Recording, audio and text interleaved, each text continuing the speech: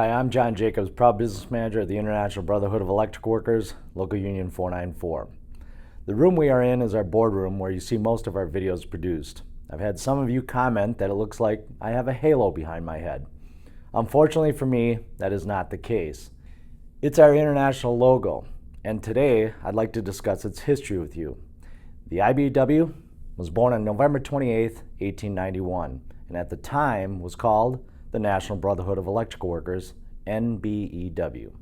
The earliest version of the seal used by the NBEW featured the left hand clasping 22 lightning bolts. The design of the seal was submitted by Charles Sutter, one of the 10 delegates at the first NBEW convention. The design was submitted and approved by a vote on the last day of the convention, November 28, 1891. Once Local 93 in Ottawa, Canada joined in 1899, our name changed from National Brotherhood of Electrical Workers to International Brotherhood of Electrical Workers, as shown in the outer ribbon of this logo from 1908. The second seal was the first IBEW seal to be recognized and approved by the U.S. Patent and Trademark Office. This took place on October 21, 1924, which protected its use and approved it for use in written material. From 1908 to 1971, the logo maintained the left hand, but went through multiple design modifications. The number of lightning bolts in the seal has changed several times in various attempts to, quote-unquote, modernize the emblem. Contrary to popular thought, there was never any symbolic reasoning to the number of bolts. The original 22 bolts from Sutter's design lasted until 1908, at which point it was reduced to 21. In 1916, the number was further reduced to 16. In 1953, the number increased back to the original 22, but the bolts lost their zigzag shape and appeared more like waves, as shown in this logo.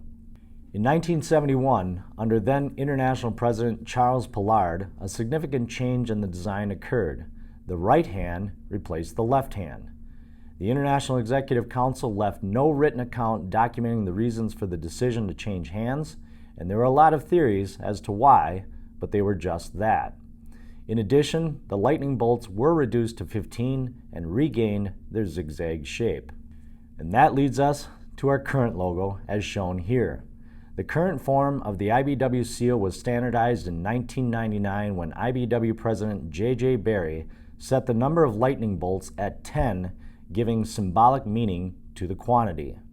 The 10 lightning bolts was to symbolize the 10 founders at the first convention, as shown in this photo. In the top row, working from left to right, it was James T. Kelly, E.C. Harding, William Hedden, and Charles Sutter. In the center row from left to right, it was Joseph Berlovitz, Henry Miller, who became the first president, F.J. Heiselman, and T.J. Fennell. In the front row, Harry Fisher and James Dorsey. On a side note, James Dorsey represented Milwaukee, which we are very proud of. We hope you enjoyed learning about the history of the logo. I know I did. I want to personally thank Curtis Bateman, the IBEW Museum's curator located at our headquarters in D.C. Curtis was instrumental in getting me the information needed for today's video, so thank you, Curtis. To our sisters and brothers watching, I want to thank you for everything you do both on and off the job site representing the IBEW. Be safe out there. Thanks for watching, and we look forward to seeing you the next time.